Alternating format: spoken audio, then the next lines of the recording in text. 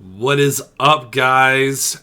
For some reason, the Marvel Avengers game, it's my fault, not paying attention today. Did not realize that there was a gameplay reaction or gameplay video for Spider-Man. Literally about to go to work. Decided to look at my phone for a quick second, realizing there's some gameplay video.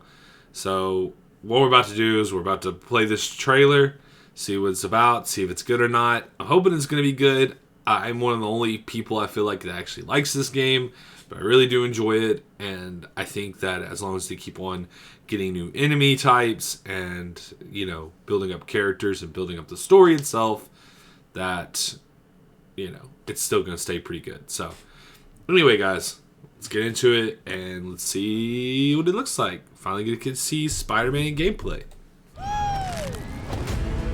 Okay. Finally, on November 30th, Spider-Man is swinging his way into Marvel's Avengers. If you're playing on PlayStation, that is. I recently got the chance to spend 2 hours hands-on with Crystal Dynamics' latest addition to the roster and see everything the web-slinger has to offer. I came away looking forward to using his abilities more, but a little worried about what it is I'll actually be doing with them.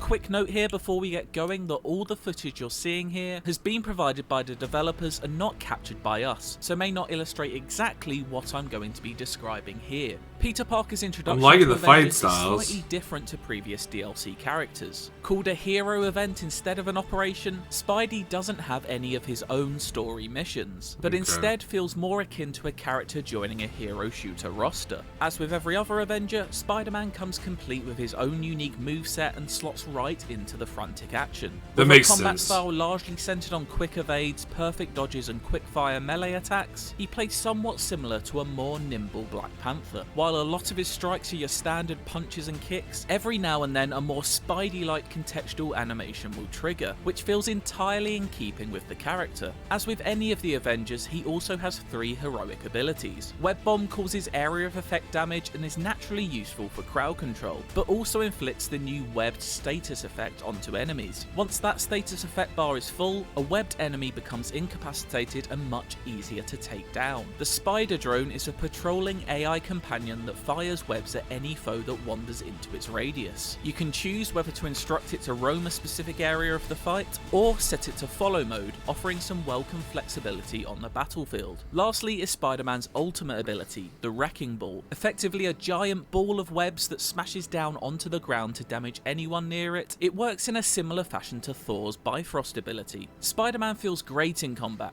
which is not entirely surprising. Hero design has never been Marvel's Avengers' problem. The same, sadly, can't quite be said for how it feels to play as Spider-Man outside of a fight, though. In this preview build, I got to swing around the eastern seaboard region, which is the closest we're going to get to Peter's native Queens. A very high bar has been set by Insomniac when it comes to the fluid motion of Spidey, but even allowing some headroom, Avengers falls quite some distance short of it. Opting for the swing off of anything method, Spider-Man effectively swings from a glass ceiling in the air. In fairness to Crystal Dynamics, this is the only real option, with the majority of Avengers locations being rural such as deserts and snowy tundra. The developer also doesn't have the luxury of being able to design a whole city around the Spider-Man mechanics like Insomniac has. Despite this, some of the magic is there, especially for the first swing or two after each launch into the air. But that magic often swiftly and unceremoniously evaporates as Parker smacks his face into that aforementioned glass ceiling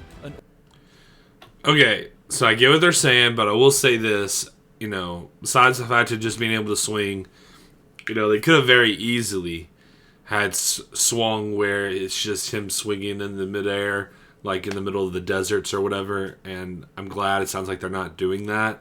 I'm glad that's not the case. I know that's going to be kind of annoying, but that just means that Spider-Man just isn't the type of character to play as during those moments, maybe, or to those places. But I do like the fact that not only will he swing, but he does that move that you do in Spider-Man where you're in midair and you want to go towards something, and he kind of keeps you in midair for a little bit longer, and so you spray and it shoots, and you just kind of launch yourself forward.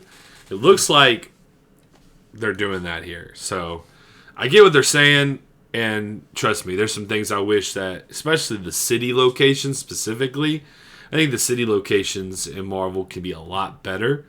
And I think, I don't know, like, I have this dream that one day Insomniac or someone will just make a Marvel's New York.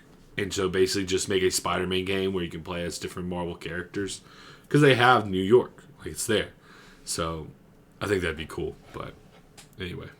All sense of momentum is lost. The lack of true swinging freedom is noticeable, and while maybe it's unfair to compare it with the Insomniac version, it's honestly questionable whether the swinging here feels any better than Spider-Man 2 did on the PlayStation 2. All illusions are broken once you attempt to swing moderately high into the air and hit that invisible barrier, something that also affects wall running, which just stops you ascending somewhere past the 15th story like an out-of-service elevator. Stay low and you can build up some decent momentum, but show much ambition and you'll be met with some pretty restrictive forces. Describing Spidey's arrival as a hero event instead of an operation is basically code for don't expect any story missions, and that's exactly what you're getting. Apart from a short cutscene introducing Spider-Man to the rest of the team, the rest of what I saw of Peter's plotline about a suspicious chemical company was told through audio files, mainly emails and text messages read aloud, obtained once certain objectives were completed.